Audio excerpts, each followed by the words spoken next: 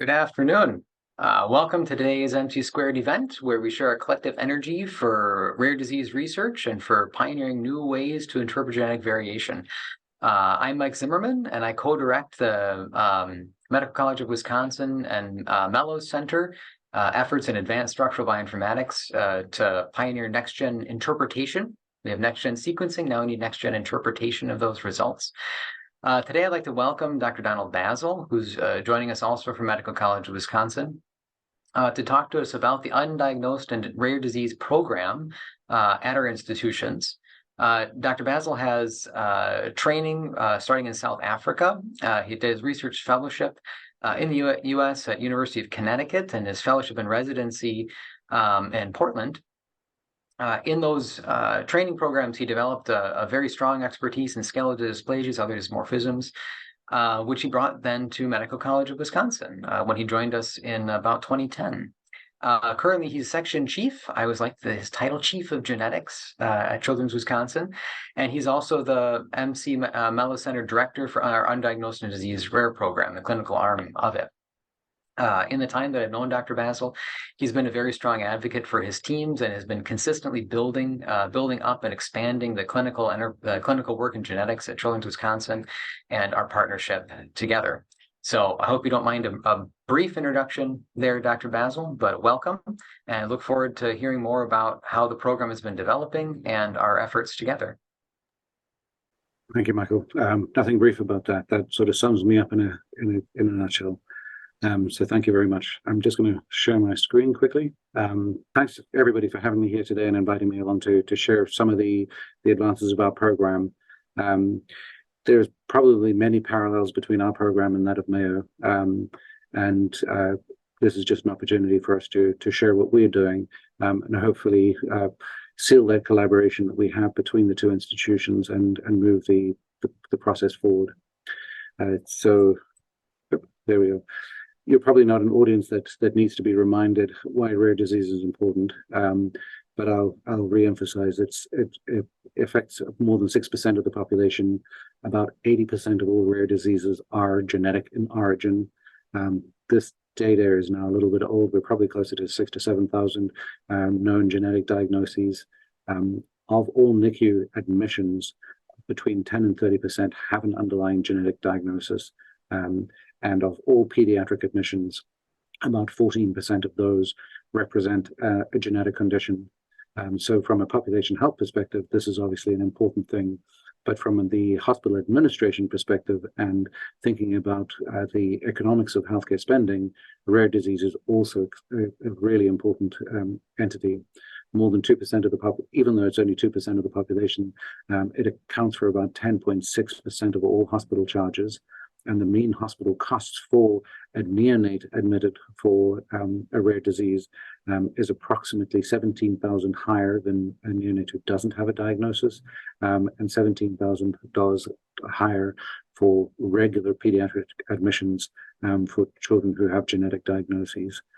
So both from a health care impact as well as a health disease perspective, rare diseases are important, and that's obviously why we've built a program around that.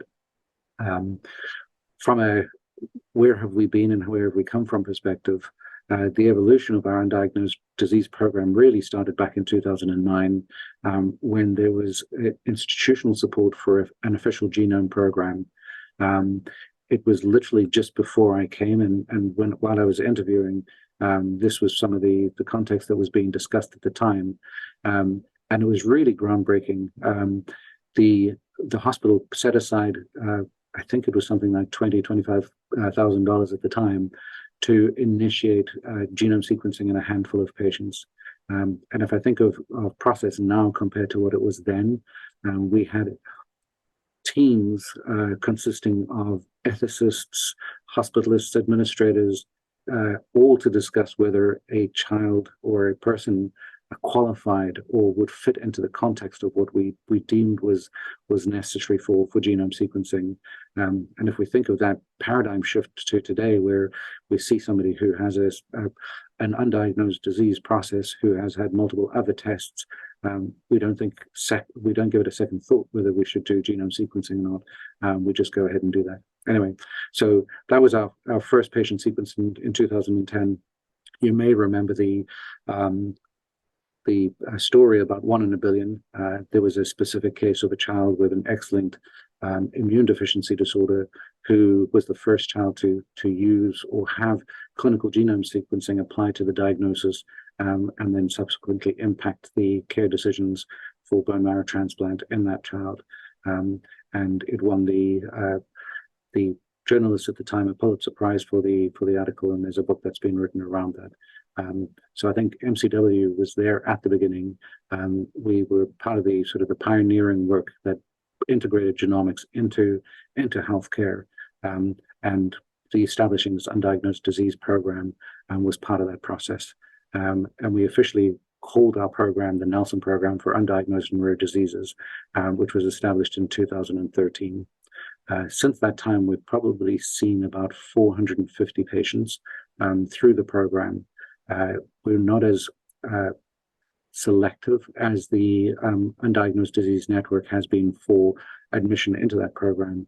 It really falls under the broader context of true undiagnosed disease, and it's not all genetic, as we know. There are some immune disorders and some infectious disorders, which is why that interdisciplinary collaboration was so important to establish around this program. Michael will remember well the transition from the HMGC to the GSPMC, and that's when Dr. Arutier joined us from the Mayo Clinic and brought along his collaborations that he had established at Mayo, and really has formed the foundation for this very reason that we're speaking today. This interdisciplinary collaboration of melding of the minds and the services that are available. In 2021, we were designated as a Nord Center of Excellence, and earlier this month, actually, we were designated an NIH Center of Excellence through the EXO-1 process. So we've moved gradually towards establishing ourselves as a center for undiagnosed disease, both diagnoses and looking at treatment opportunities for patients with these disorders. So the primary foundation of our work was really the clinical program. And the patient-centric ideology of how we developed the team in the first place, I think, has been key to our success.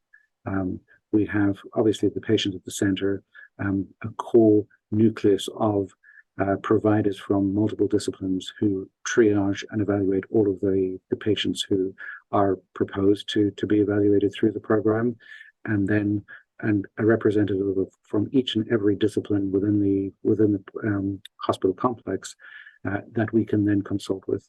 And Dr. Kleedman, who is really the person who has carried the banner for us and started the program back in 2013, his favorite quote is that none of us are as smart as all of us. And that is so critically important when you're thinking about these complex disease processes that may present in different ways. It's really good to have new thoughts, different ways of thinking and approaching the patient. Besides broadening the collective knowledge base, it truly minimizes the potential for errors. And we all know from the Institute of Medicine publication back in 1999 how diagnostic errors impact patient outcomes and patient care. So we're very cognizant. I don't know how that happened. We're very cognizant of trying to minimize errors, but also dispel any biases that may creep in from our own clinical histories. So for me, what makes an undiagnosed disease program a success is really the integration of both the clinical, the molecular, and the research side of things. So having a really well-structured team that collaborates, having access to all the multi-omics capacity of an academic institution, and if it's not present at the institution, seeking collaboration outside of the institution so that we can bring in those technologies and use them in a meaningful way. And then obviously the collaboration through research.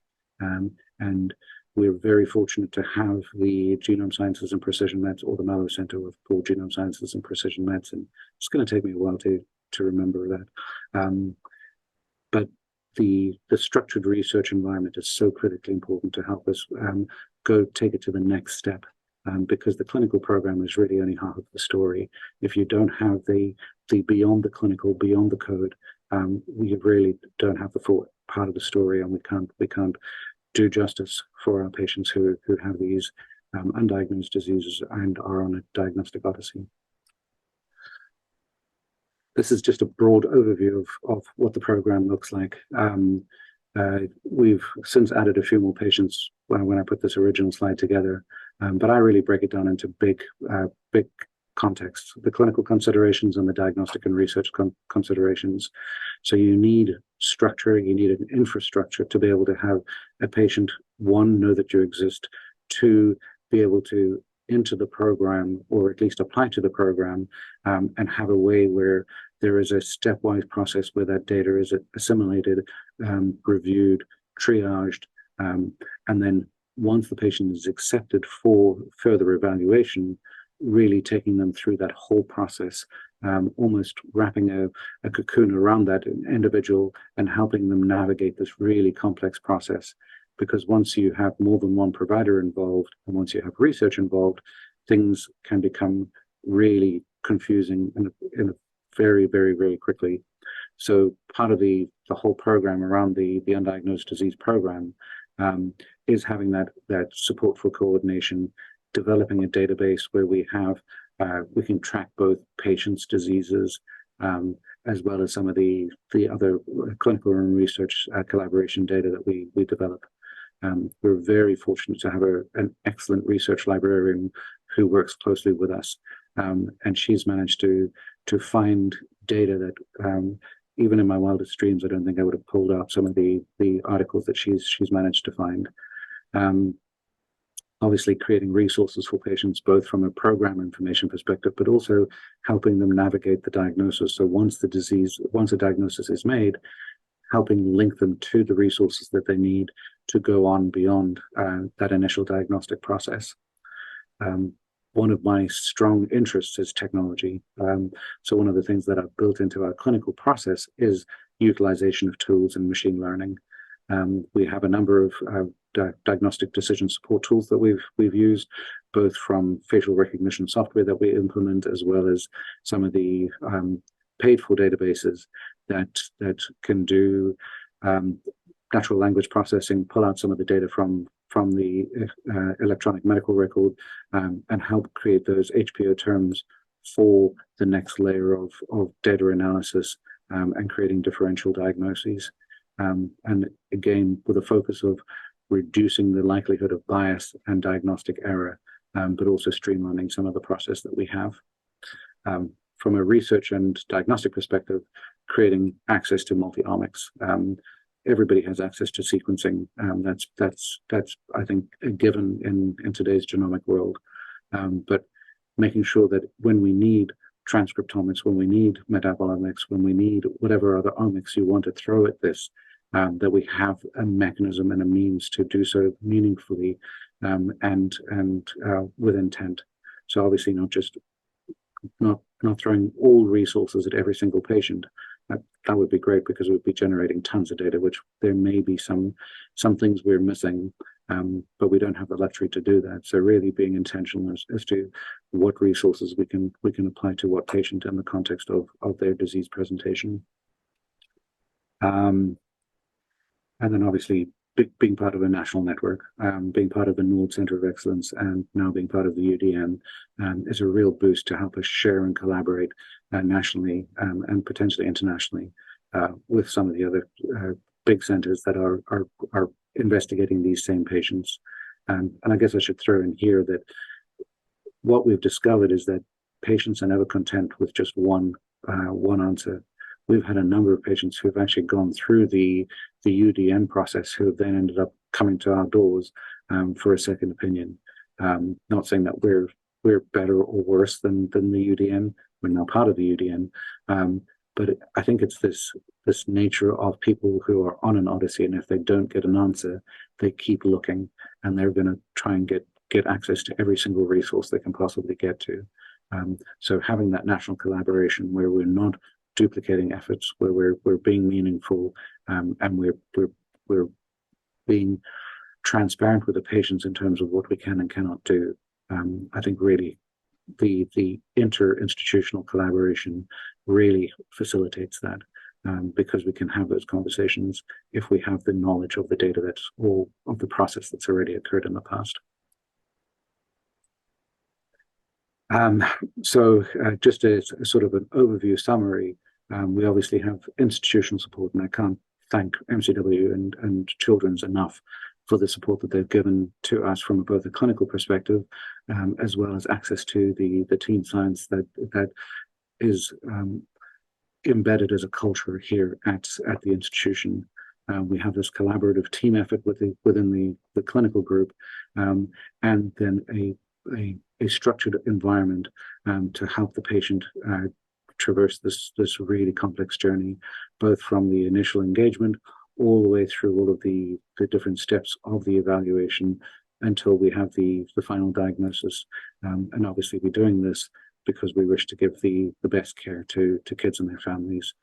So using this technology that we have and applying it to help families navigate the undiagnosed disease process.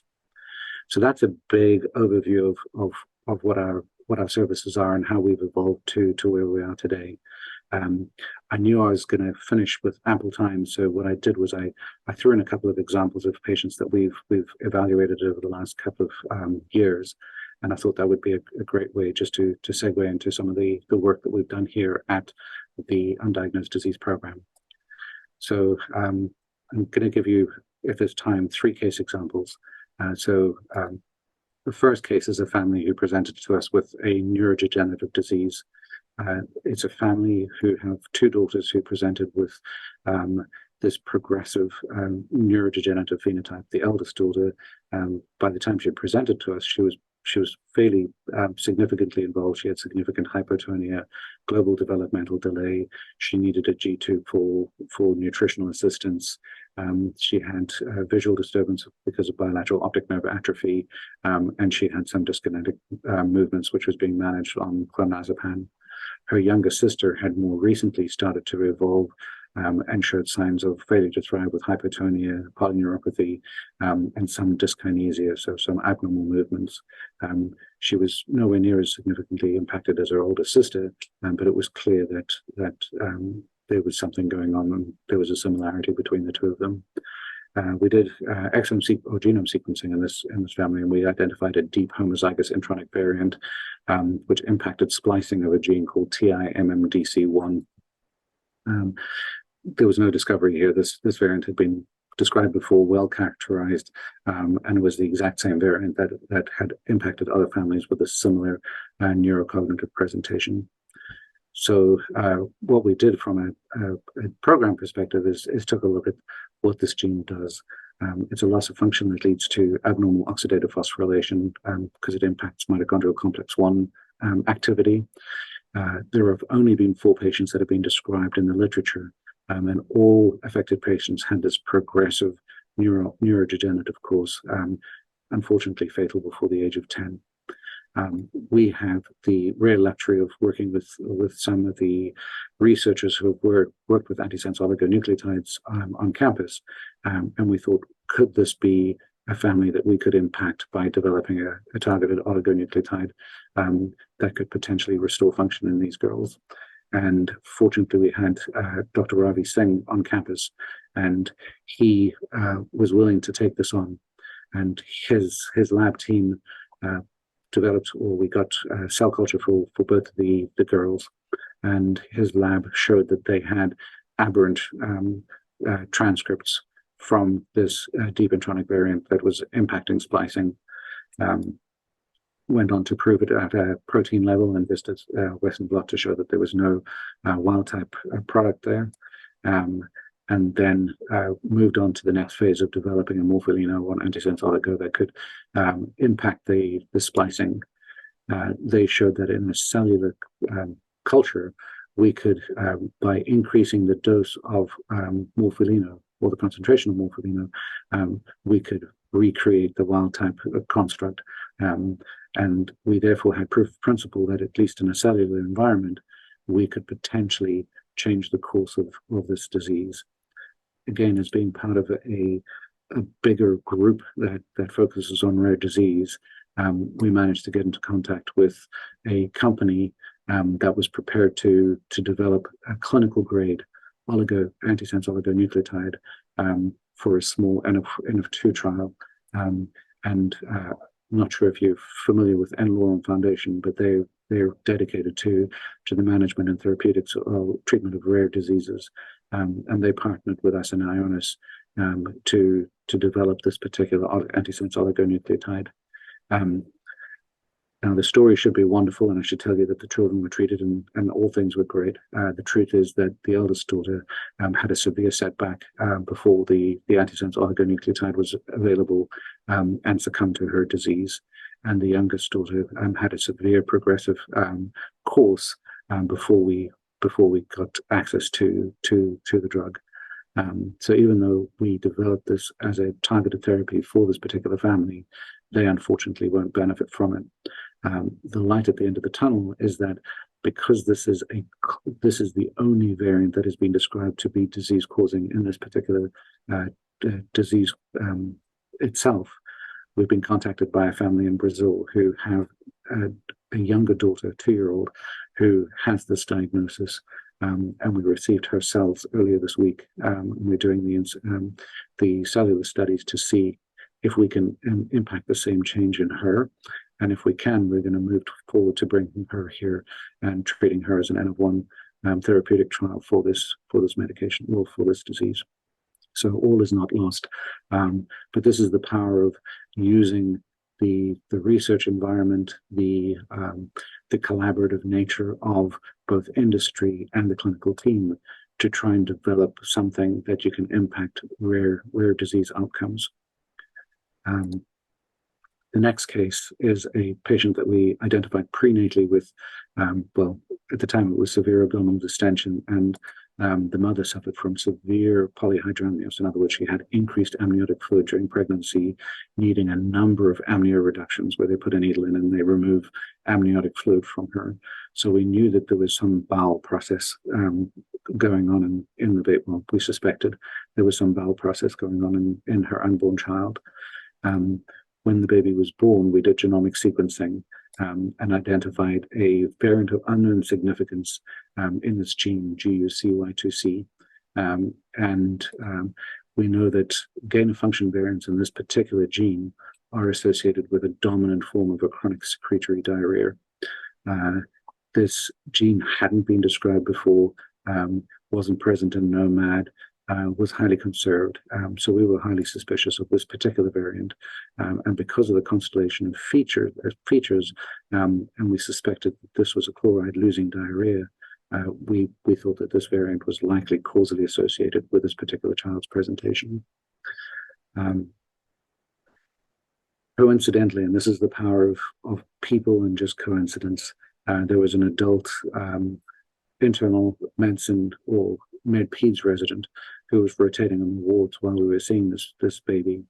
And he had just come off of the infectious disease ward where in HIV they'd been using this drug called crofelemer.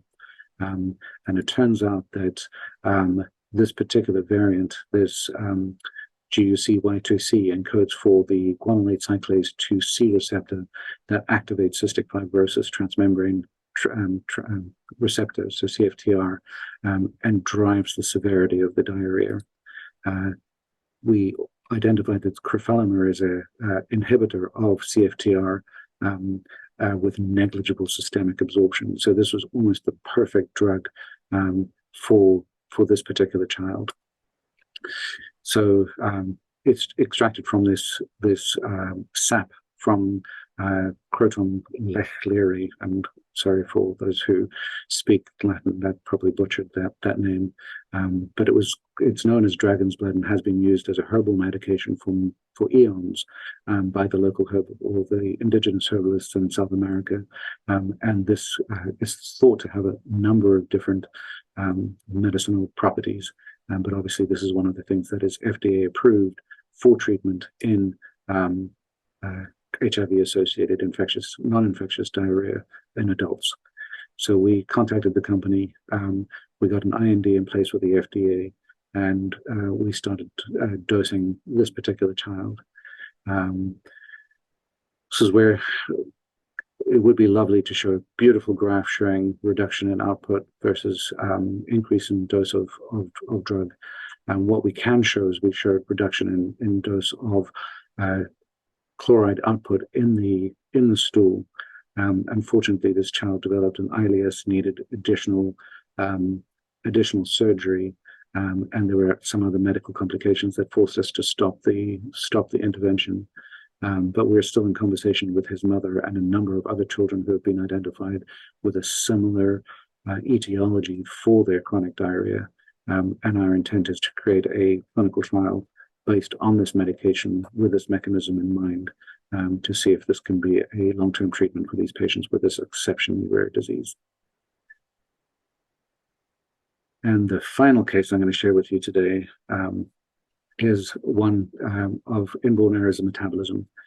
So this is a child that we identified through newborn screening, who screened positive for maple syrup urine disease. For those of you who don't know, maple syrup urine disease really comes from its name.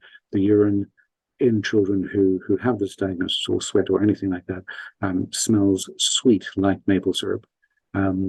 So it's specifically an abnormality of branched chain amino acids, and the two amino acids that we're specifically interested in are leucine and alloisoleucine.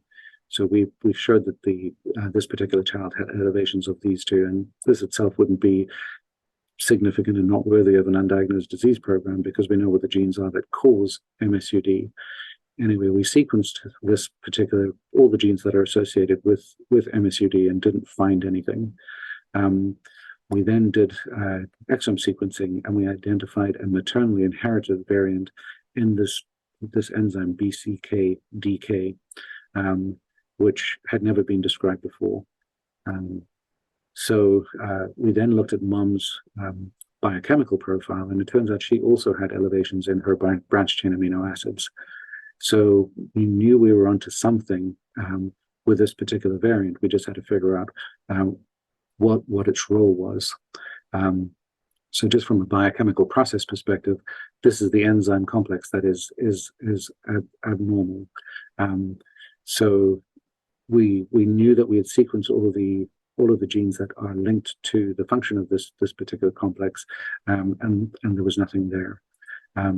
So we turned to our trusty friends in the Mellowes Center of Genomic Sciences and Precision Medicine and asked them, could they potentially model this protein and give us a sense of what it's doing? What is this variant doing for this protein construct? And what they showed was that and Michael will probably be able to give you much more detail about this, but essentially that this particular change was critical for the activity of this particular enzyme, and most likely resulted in a gain of function.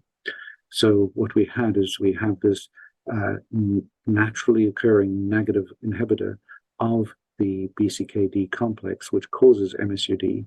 And if we have this gain of function status of this particular enzyme, we're essentially creating a new form of MSUD. This has not been described before.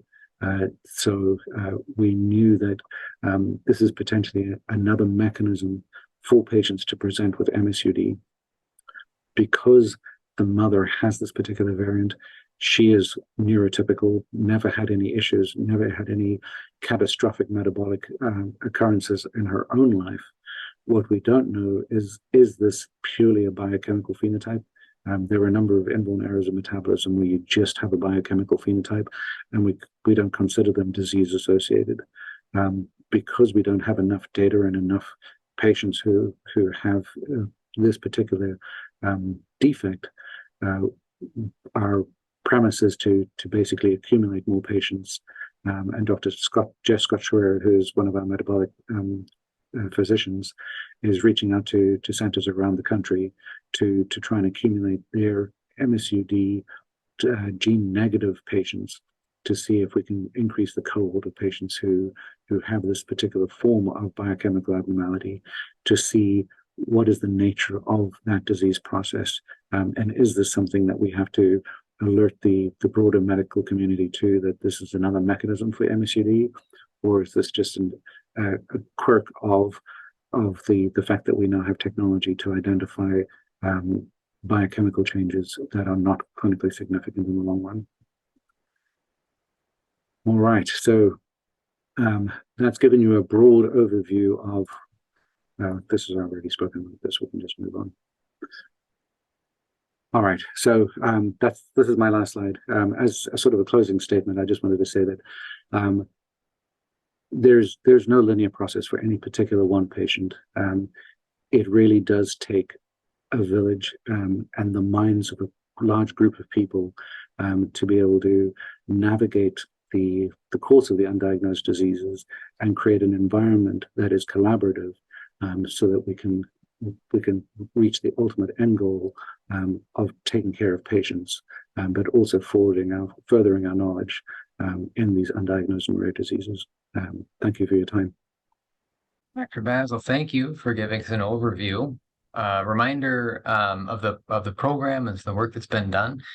You know, one of the cases that I think of too is one of the, right at the my beginning of coming to MCW, was the case of genetic malnutrition, which is one that both of our teams shared clinical cases for, which is, of course, the DGAT1 case. You know, especially as we get, you know, where are we going for how do we do more? There's a lot that we're obviously continuing to do with how do we interpret genetic variations functionally in pathways, in cellularly, and in multiomics, as you mentioned. But another part is how we quantify the phenotype. So starting with the broad question to you, and knowing some of the work that you're doing in quantitating phenotypes, you know, where do you see the field going in quantitative and deep as in multidisciplinary phenotyping of rare disease patients? That's a really good question. I actually just interviewed one of our neuropsychology applicants this morning, and we were talking about this massive data,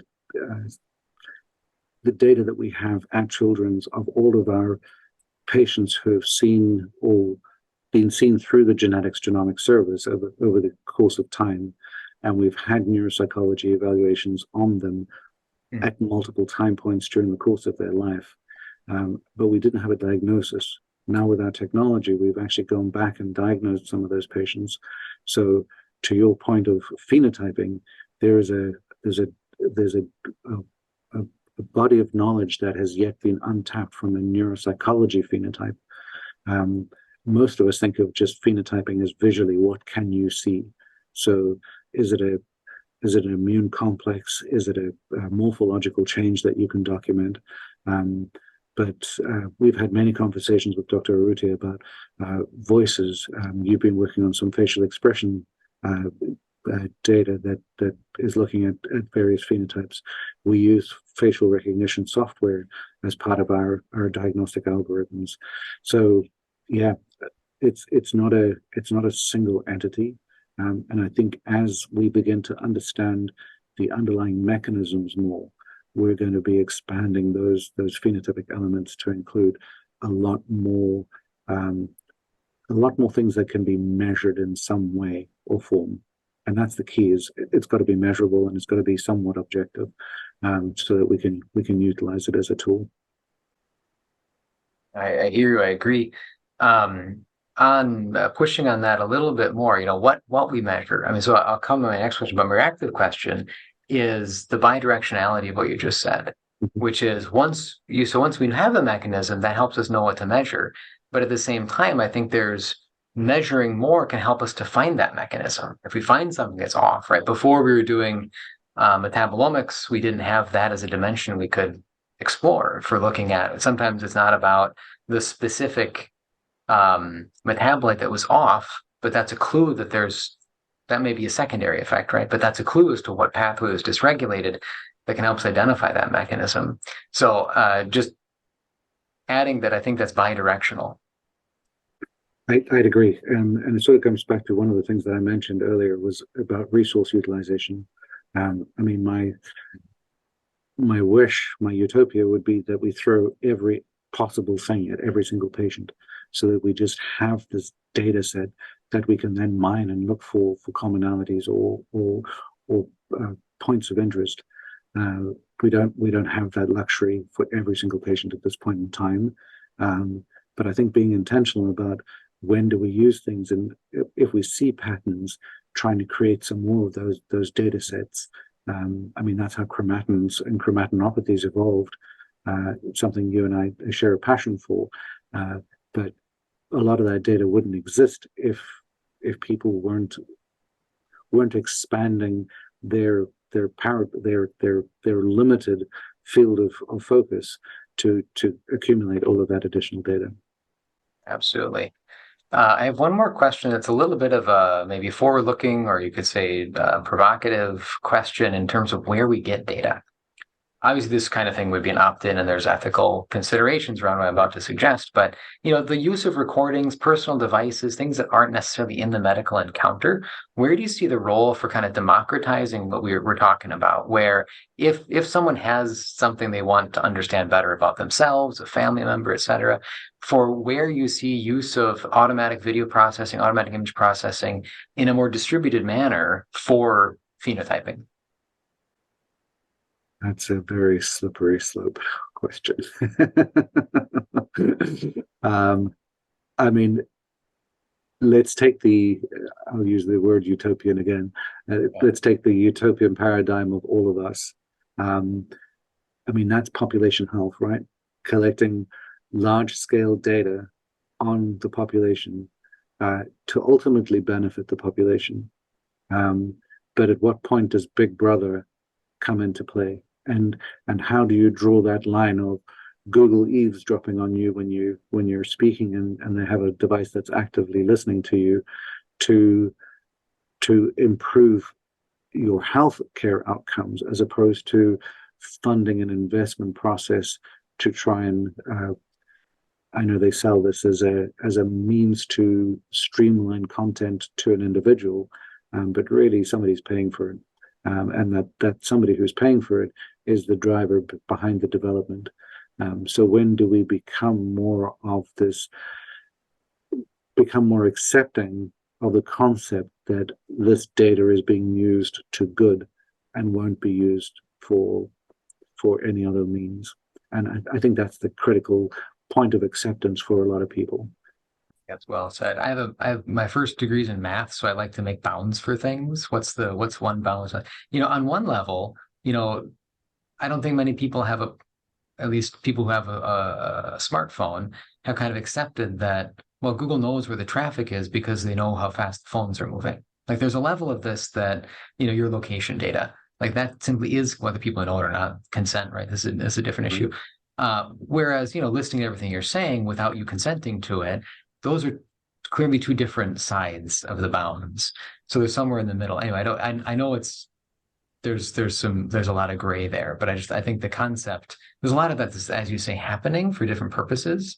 And what would it take for some of that to be better leveraged in the space of rare diseases, where you have, on one level, people who don't want to share anything, which is a choice, versus people who have put their genome on Facebook, right? Mm-hmm.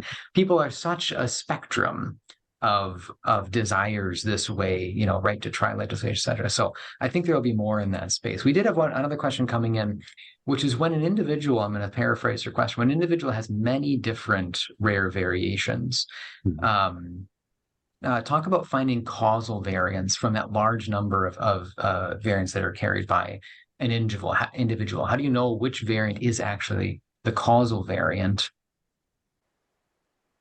So obviously, polygenics is not something we're addressing here. We're really talking about monogenic Mendelian inheritance.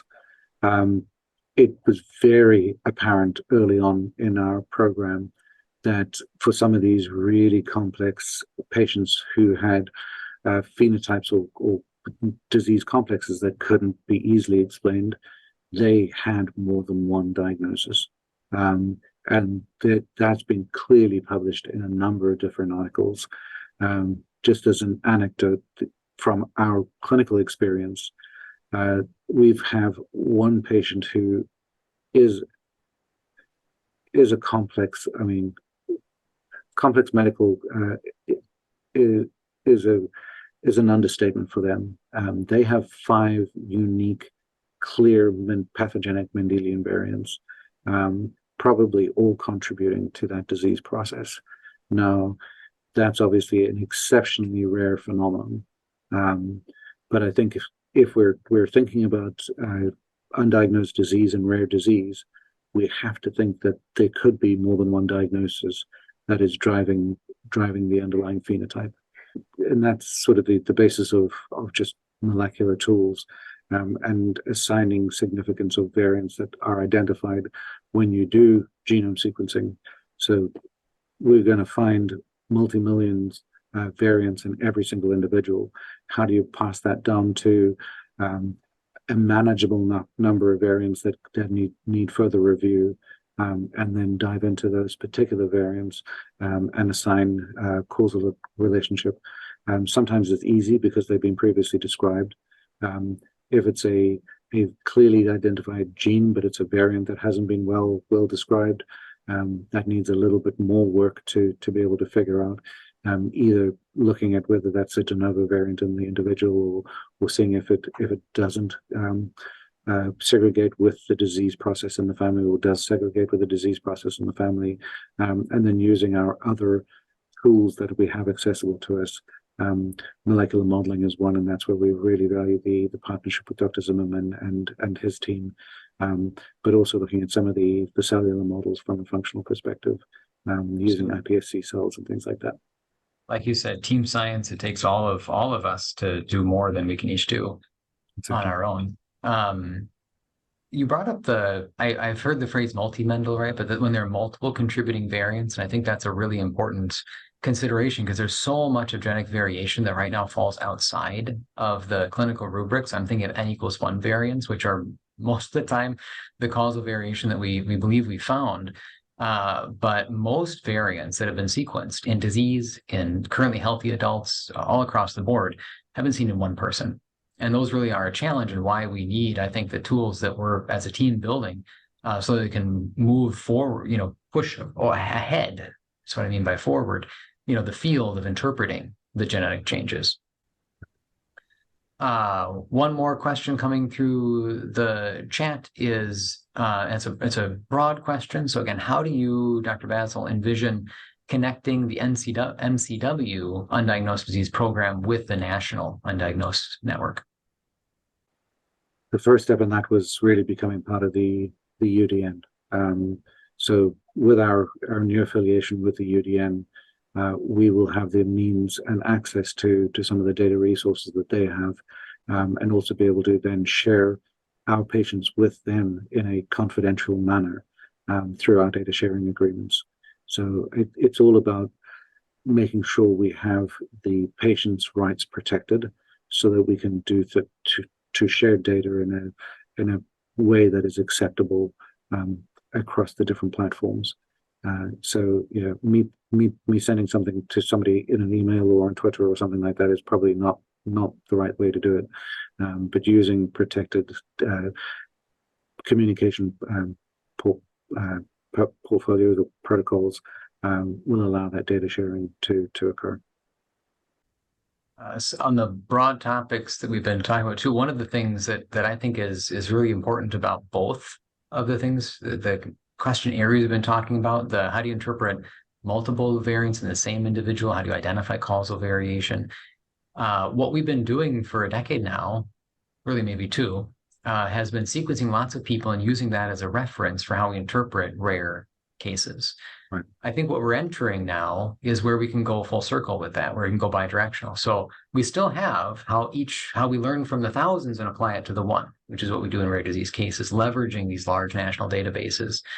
But now we're starting to do things together. And this is, again, something that a couple people, and this, one of those examples was talked about in our previous team meeting, which is the MET project. But we've got another one that'll probably be talked about in the December session and some others, where we can now take a lesson learned from the rare disease case and now look into the currently healthy population who has suspicious variation that may not be the same phenotype as what's going on for the rare disease case, especially early onset. Yet there's evidence there that it's functional and maybe driving, what is currently an unrecognized less severe form, or simply one that is affecting individual variations, but we haven't had a means to identify what it is yet. And so it's something that's curious. Why does this person get more infections? Why do they have some peculiar trait, et cetera? And we haven't been able to put a finger on what's happening. And I think we're moving more into that space as our collective entities are doing the work that we're doing, which I think is really exciting. And there's room for growth. I mean, I just think of long read and how we don't have data sets to truly establish norm yet, with all of these variants that haven't been studied in large cohorts.